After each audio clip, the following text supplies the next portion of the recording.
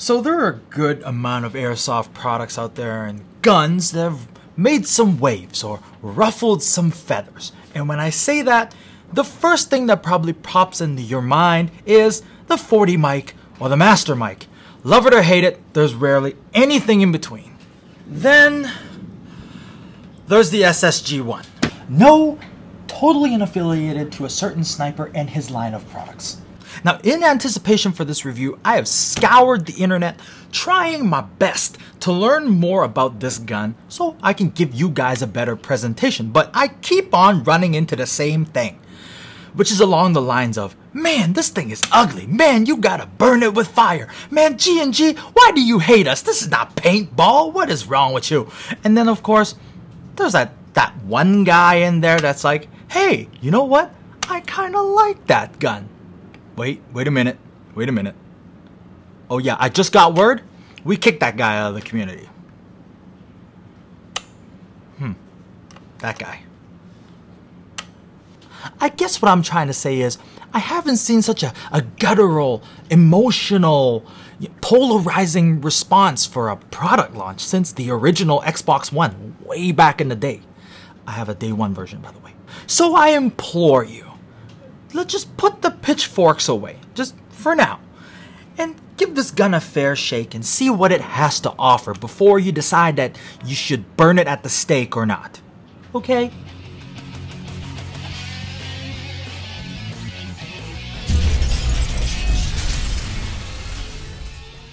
The G&G SSG-1 is not related to a famous sniper in his line of products, but rather stands for Speedsoft Gun 1.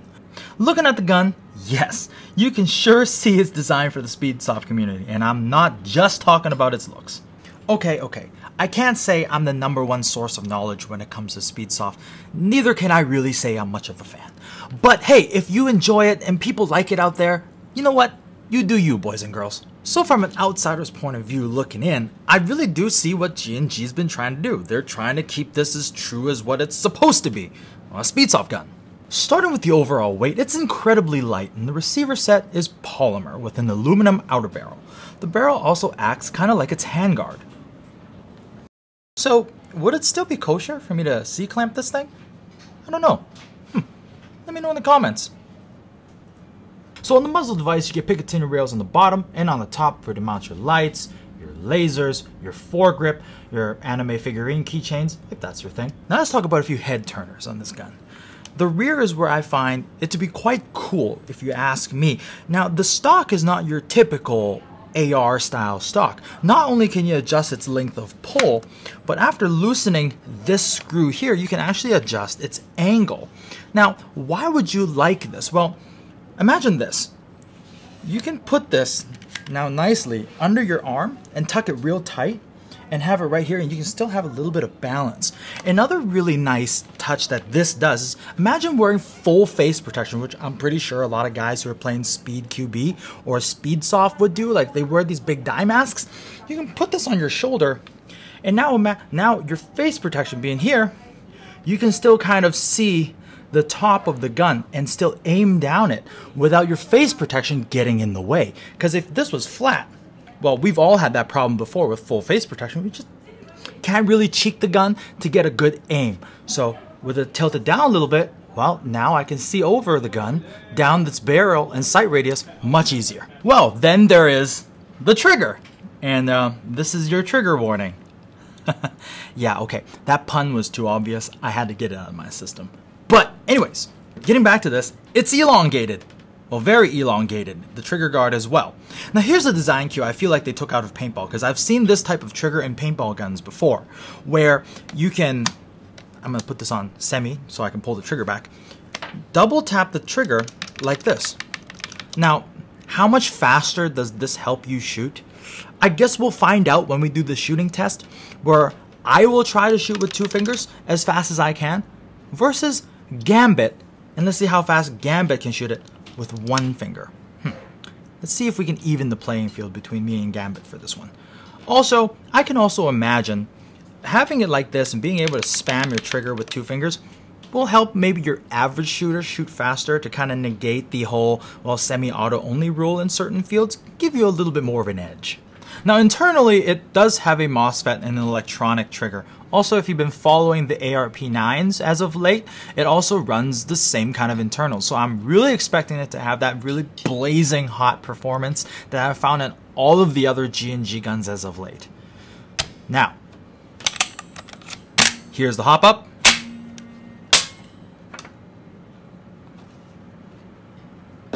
It's time to shoot the thing. I'm using 0.2 gram BBs and 11.1 Titan battery.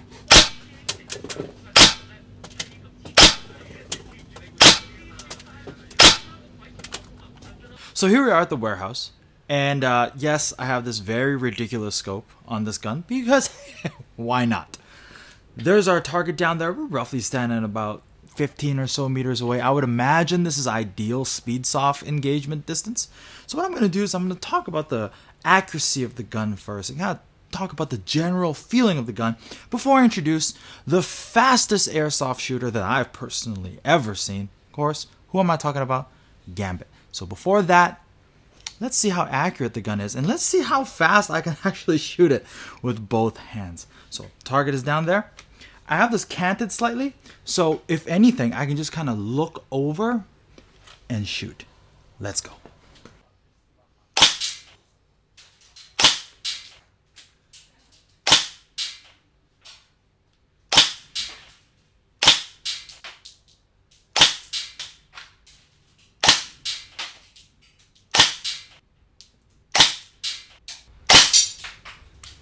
Okay, let's see my grouping.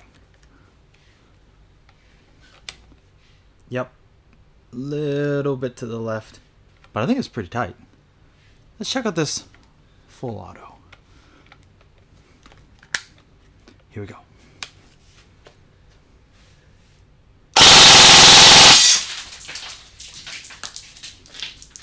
Very satisfying full auto. One thing I am gonna say, this magazine, number one, is pretty cool. You see these markings on it? It tells you how many rounds you have, noted like 100, 90, 60, 50, 30. This is really cool. The feedback of the gun, I feel like it's very reminiscent of the ARP9. Very responsive. I would say like I'm only barely tapping on that trigger and it's sending rounds down, and it feels really, really solid. These internals that G&G has put into their guns are really good. Now, for the fun part. Alright, so here's Gambit, and for you guys who are not in the know, he is the fastest shooter I know. No. You are. Anyways, shut up. Channeling some Tim here. What I'm going to do now is I will then, first, I'm going to put this on semi. I'm going to shoot with one finger, see how fast I can go. Then I'm going to do the whole two-finger tap. As the amateur that I am, I'm probably not going to be as fast as this guy. Then he'll show you how it really works, and he'll tell you just how fast the gun can shoot. Fair enough? Sure. Okay, now get out of my way. Semi-auto. Actually, I'm going to take this scope off, since we don't care about accuracy anymore.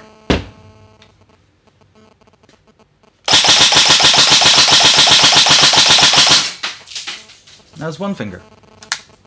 Oh, whoops, full auto. Now it's two fingers.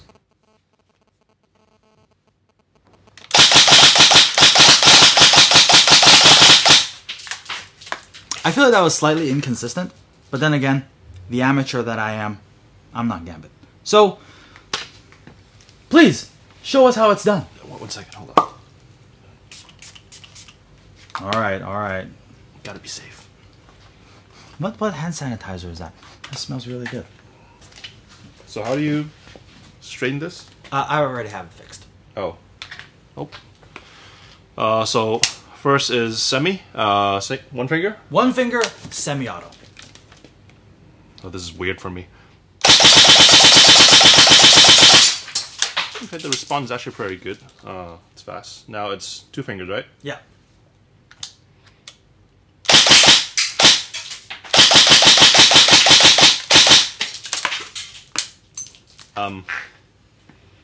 I think shooting with one finger is actually faster than shooting with two fingers. Who would have thought?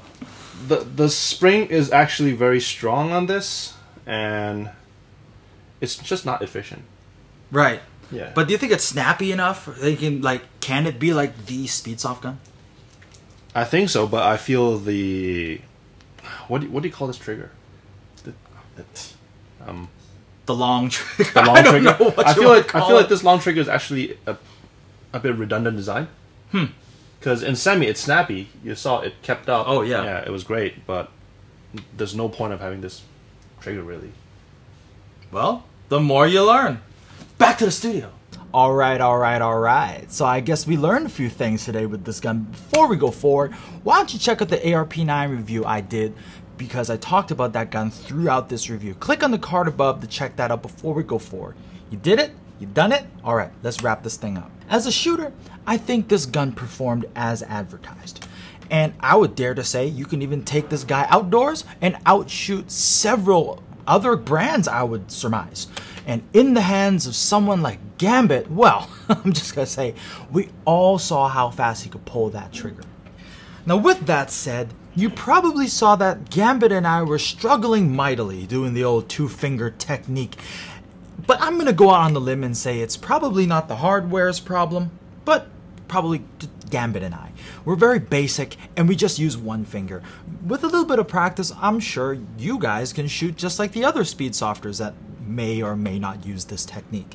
So remember, when you get this gun, you may not shoot blazing fast. Also, Gambit shoots really fast with one finger anyways. So at the end of the day, I think what I would surmise is, well, different strokes for different folks. You may not take your Milsim gun to a Speedsoft game, and the same in reverse. You may not take your Speedsoft gun to a Milsim game. I mean, you can, but you may not. But I think what's really cool is that during this time when everybody is producing this licensed stuff, this very tactical kind of stuff, G&G had the thought to, let's make something for the Speedsoft people. Let's make something different. And for that, I'm going to have to applaud G&G for being brave, to taking a little bit of initiative to make something new for all of us to talk about and potentially enjoy. Now, on a different note, COVID-19 has affected a lot of us, not just here at the office, but around the world.